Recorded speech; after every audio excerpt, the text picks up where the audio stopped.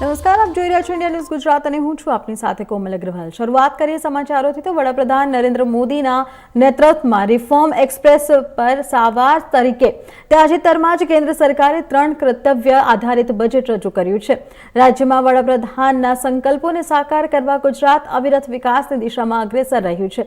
નાણામંત્રી કનુભાઈ દેસાઈ દ્વારા વિધાનસભામાં રજૂ થયેલું રાજ્યનું બજેટ કોઈક નવા કરવેરાના વધારાને વધારીને વિકાસલક્ષી યોજનાઓ આગળ વધારવાનો દૃષ્ટિકોણ છે। આ બજેટ વિકાસ, વિશ્વાસ આધારિત શાસન અને માનવ કેન્દ્રિત આર્થિક માળખું પ્રદર્શિત કરે છે। ગરીબ, યુવા, અન્નદાતા અને નારી શક્તિના સશક્તિકરણ પર ખાસ ધ્યાન રાખવામાં આવ્યું છે। વર્ષ 2025-26 માટે બજેટનું કદ વર્ષ 2026-27 માટે બજેટનું કદ 4,08,000 કરોડ છે અને ગયા વર્ષ કરતાં 10.2% વધારેલું છે। વડાપ્રધાન શ્રી નરેન્દ્રભાઈ મોદી સાહેબના નેતૃત્વમાં રિફોર્મ એક્સપ્રેસ પર સવાર 3 કર્તવ્ય આધારિત બજેટ તાજેતરમાં કેન્દ્ર સરકારે રજૂ કર્યું છે। ગુજરાત વડાપ્રધાનશ્રીના દરેક સંકલ્પોને સાકાર કરવામાં, તેમના જ દિશા દર્શનમાં અવિરત વિકાસથી અગ્રેસર રહેતું રાજ્ય છે। અડગ વિશ્વાસ, અવિરત વિકાસની પ્રતિબદ્ધતા સાથેનું ગુજરાતનું બજેટ આજે નાણામંત્રી શ્રી કનુભાઈ દેસાઈએ વિધાનસભામાં રજૂ કર્યું છે। આ બજેટ કોઈ પણ નવા કરવેરાનું ભારણ નાખ્યા વગર રાજ્યની અવિરત વિકાસ યાત્રાને જનકલ્યાણના અડગ વિશ્વાસથી આગળ ધપાવનારું છે।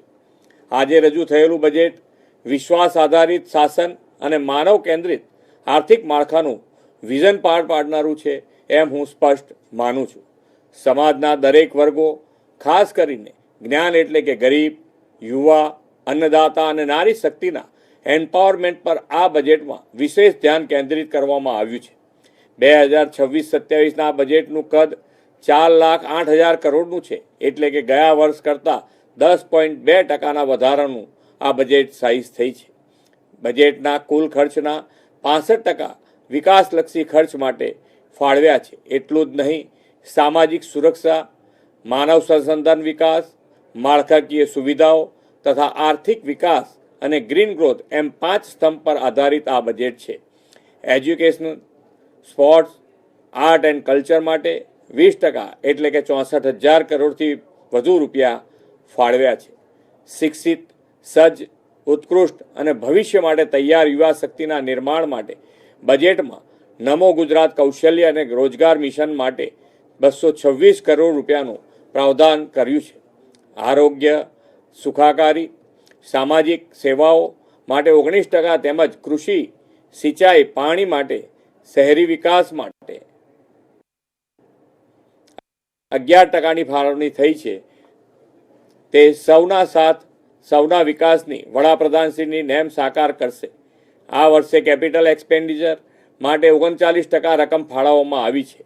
તેનાથી સતત, અવિરત અને ગતિશીલ વિકાસની ગતિ પ્રુડન્ટ ફાઇનાન્શિયલ મેનેજમેન્ટને કારણે વધુ તીવ્ર બનશે।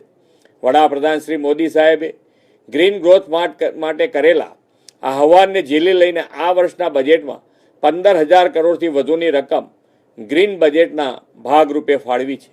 શ્રી મોદી સાહેબના આગવા વિઝનના કારણે આજે ગુજરાત ગ્લોબલ ટુરિઝમ મેપ પર ચમક્યું છે।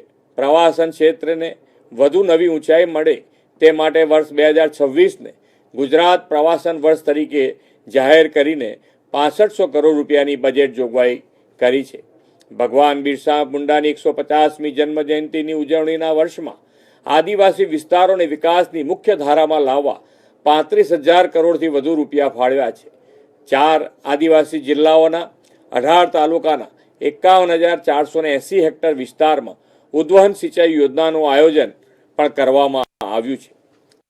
આદિવાસી યુવાનોને ઘર આંગણે રોજગાર અવસર માટે આદિવાસી વિસ્તારોમાં 5 નવી જીઆઈડીસી સ્થાપના કરવામાં આવશે।